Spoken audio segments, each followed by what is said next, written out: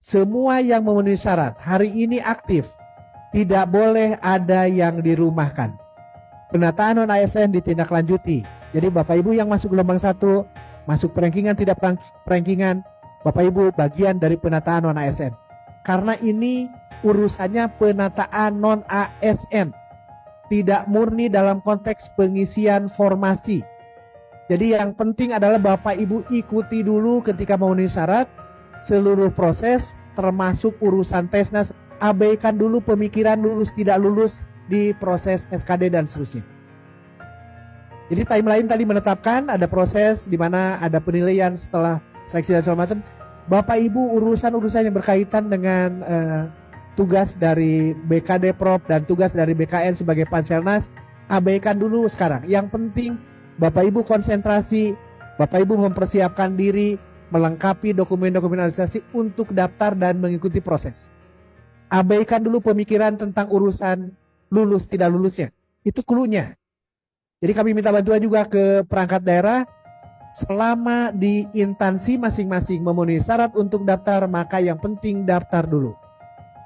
Baik itu yang pelamar di murni di tahap 2 maupun lanjutan yang tahap 1 atau yang teman-teman yang database BKN. Ini yang utama, database BKN yang belum daftar, yang utama itu. Yang utama itu. Jadi Bapak Ibu selama memenuhi syarat, yang penting daftar dulu, ikuti seluruh proses, abaikan dulu pemikiran mengenai lulus tidak lulus. Untuk formasi penyesuaian nanti penempatan ini menjadi PR kedua, tapi kami nanti dengan distrik mengatur cara terbaik untuk penempatan ini. Teman-teman guru yang mencermati mengenai penempatan, nanti kami akan cari cara terbaik untuk urusan penempatannya. Hari ini kita bicara mengenai optimalitas untuk status dulu. Nah, yang kedua, seluruh yang mengikuti proses, baik itu gelombang 1 maupun gelombang 2, gelombang 2 baik itu lanjutan dari yang lanjutan dari yang gelombang 1 belum tuntas seperti itu, yang TMS ya, ataupun yang database BKN yang hari ini kami undang untuk secepatnya daftar untuk yang belum, atau yang 4 kategori tadi ya. Nah, selama semuanya ditempuh, maka posisinya nanti informasi dari Kemenpan RB dari BKN, maka kami akan tempatkan sebagai ASN dengan posisi paruh waktu. ASN itu hanya bisa diangkat ketika seluruh proses ditempuh. Nah, urusan proses ditempuh ini tadi yang saya udah sampaikan. Hari ini kita pendaftaran sampai tanggal 15, nanti sampai ada proses seleksi seterusnya, itu mohon ditempuh semuanya untuk yang.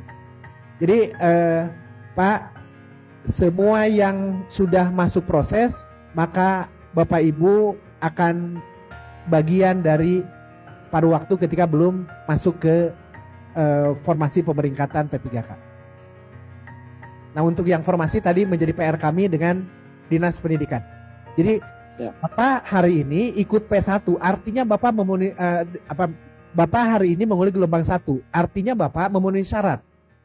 Terpenuhi database BKN-nya, Bapak ikutan, bahkan Bapak ikutan sampai SKD-nya gitu ya, artinya di urusan administrasi Bapak tuntas.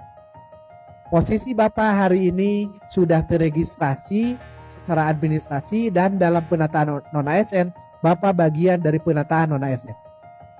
Jadi kami pastikan untuk 2025 sekarang, arahan Kemenpan RB dengan arahan Pak Gub dan arahan Pak Sekda, Bapak dan teman-teman guru yang sejenis dengan Bapak atau case-nya sama dengan Bapak, aman di 2025 sekarang. Nomenklatur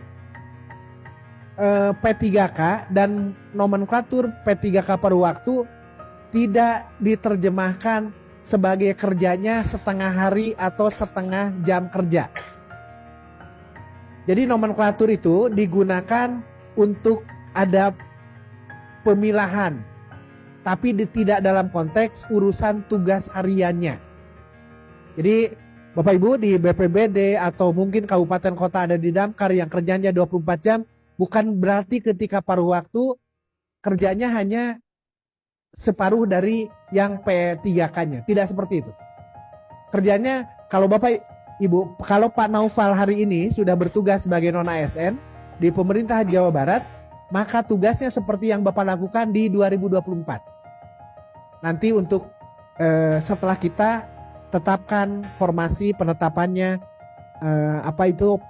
P3K dan P3K per waktu. Nah Bapak Ibu, untuk yang kami konsultasikan untuk teman-teman yang kebetulan masuk database BKN. Nah untuk yang tidak masuk database BKN, kami belum ada informasi lanjutan. Kira-kira harus seperti apa. Terus P3K gelombang 1 tapi tidak masuk rankingan, masuk P3 nantinya ditempatkan di perangkat daerah asalnya atau sementara informasi ini di perangkat daerah asal. Sementara informasi ini di perangkat daerah asal. Untuk kami P3K per waktu apakah dapat dipastikan tidak ada pengurangan pendapatan dan dapat diangkat. Nah Bapak Ibu, Pemprov Jabar, saya mendapat informasi dari TAPD bahwa bahkan mungkin untuk yang penyesuaian UMK pun Pemprov Jabar lakukan. Jadi untuk yang paruh waktu, kalau nanti statusnya paruh waktu, maka posisinya dipastikan aman dari sisi penganggaran, dari sisi pendapatan. Bahkan mungkin nanti akan ada penyesuaian kaitan dengan UMK yang ditetapkan.